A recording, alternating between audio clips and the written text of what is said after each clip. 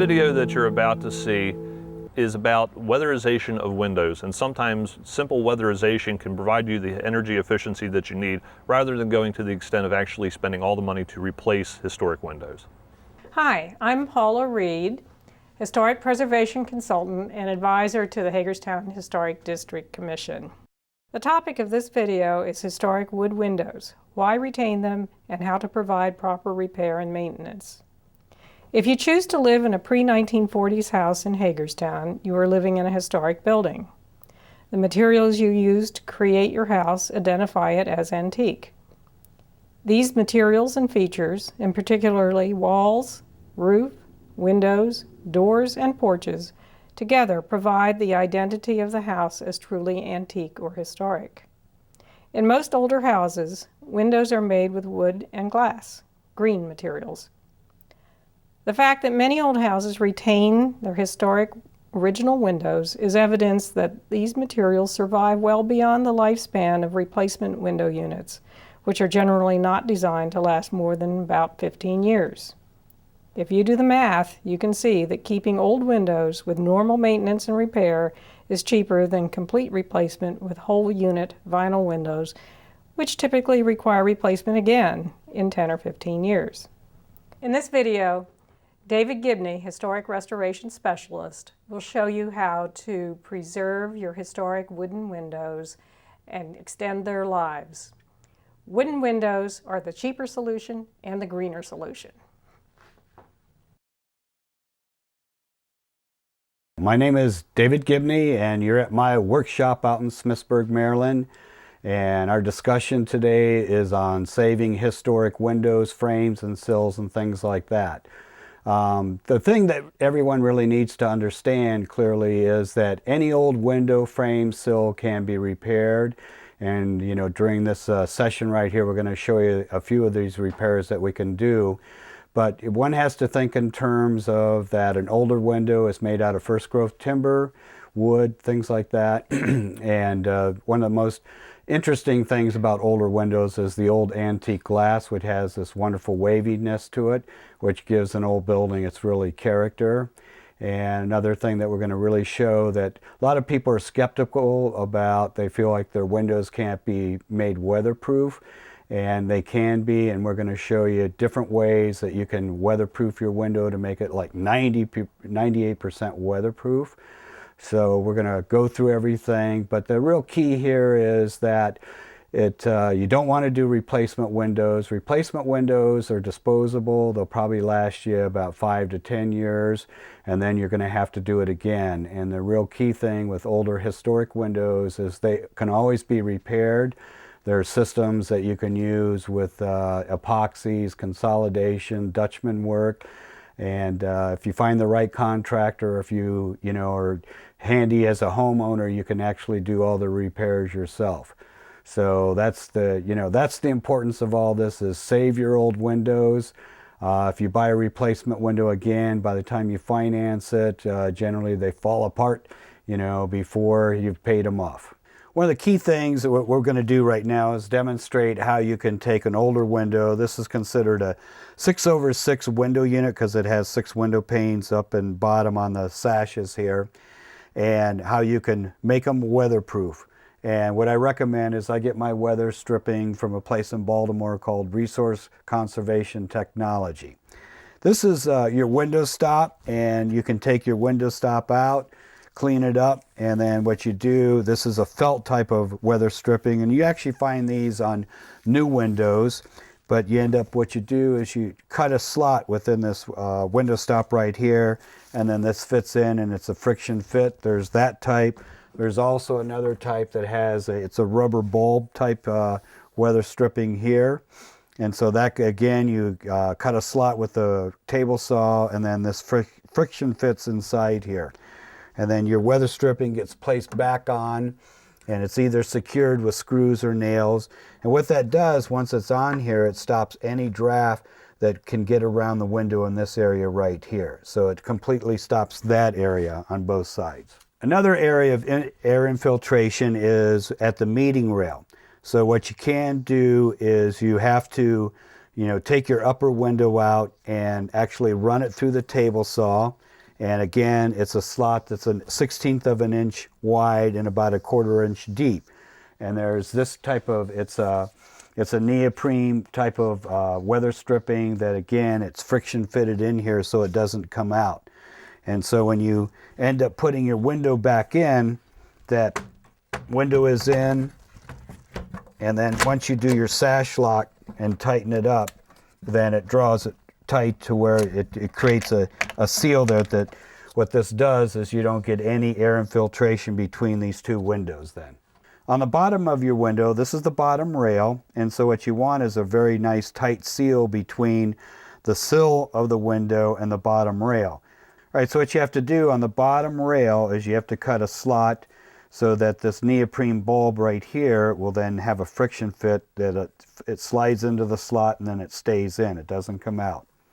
We're installing the lower sash, and then once you tighten up your sash lock, what it does is it tightens it so it pushes it down, and now we've created a very airtight seal where it fits down along the sill right here, and so you'll have no air infiltration coming through the bottom of the window. Generally what I recommend to people with the upper sash, because most people don't use the upper sash, they just want the lower sash to move up and down for ventilation. So what I recommend is you actually caulk around the perimeter of the window on the inside and on the outside of the window to create an airtight fit there. But if you do want your windows to operate for ventilation, then what you would do is, just like we did on the inside, is you take this stop, this is called a blind stop, and you take that off, cut a slot in it, and again take the neoprene bulb, install that, and then reattach it to the window frame. And what that does then is creates an airtight seal all the way around the upper window.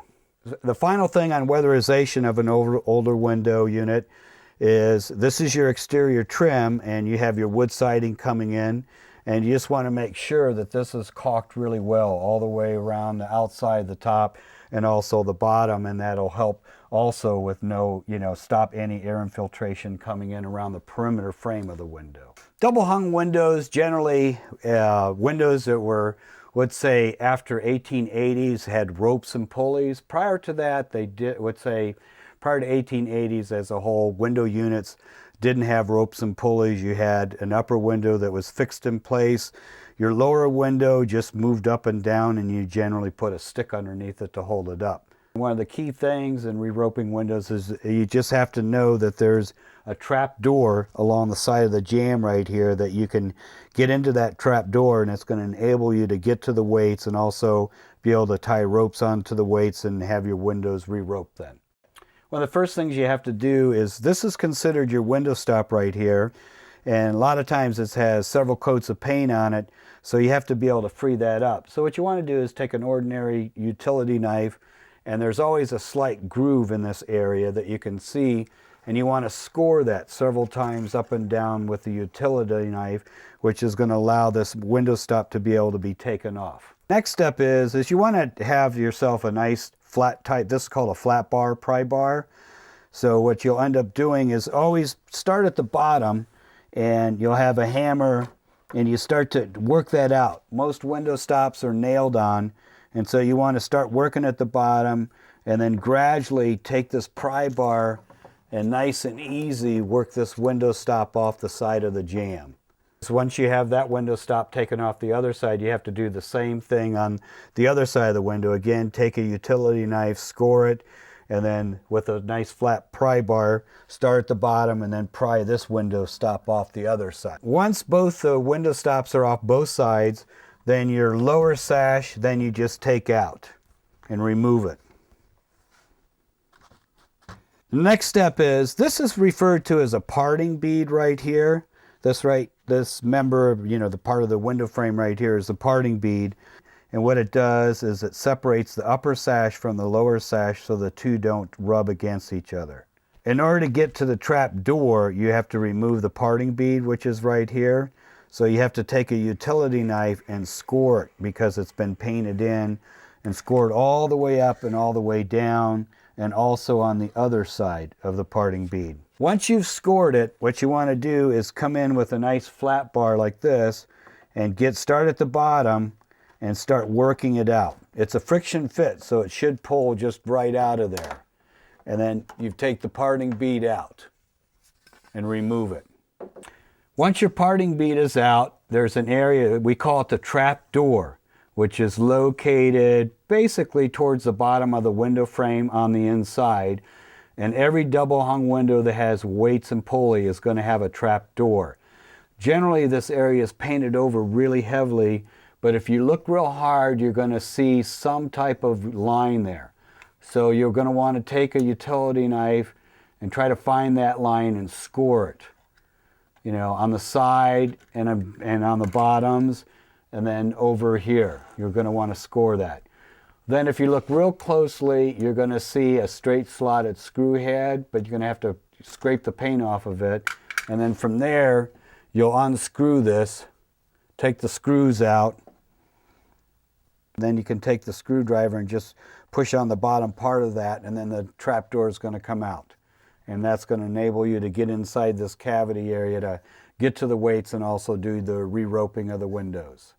As far as re-roping your windows, what you want to do after you've gotten this opening is you're going to pull that weight out of this cavity, and in order to determine the right length of rope, just take the end that was on the window and the part that was, you know, tied to the weight itself and measure those two lengths, and then it's going to tell you how long your rope should be.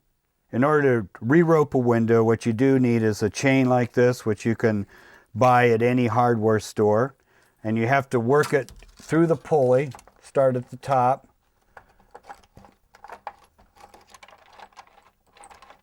And work it down. And I always tie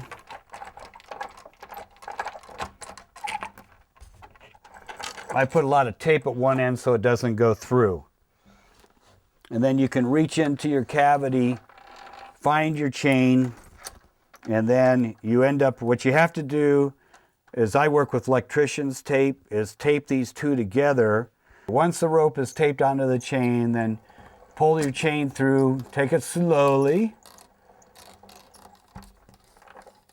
And then there's the end of your rope.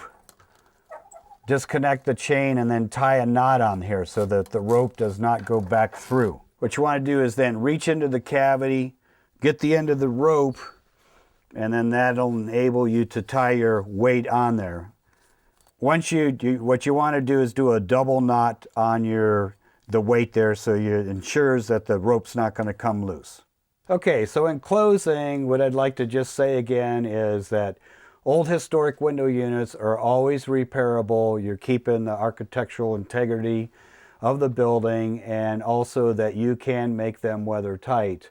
And you have to keep in mind, if you're going to do replacement windows, you're really buying a disposable product that facts have shown that the replacement window generally lasts probably about 5 to 10 years, and that's it. And then you have to be replacing them again. And the old historic windows, you can fix any part of it, any part of the sash frames and sills, and you can make them weather tight. So keep them and enjoy them.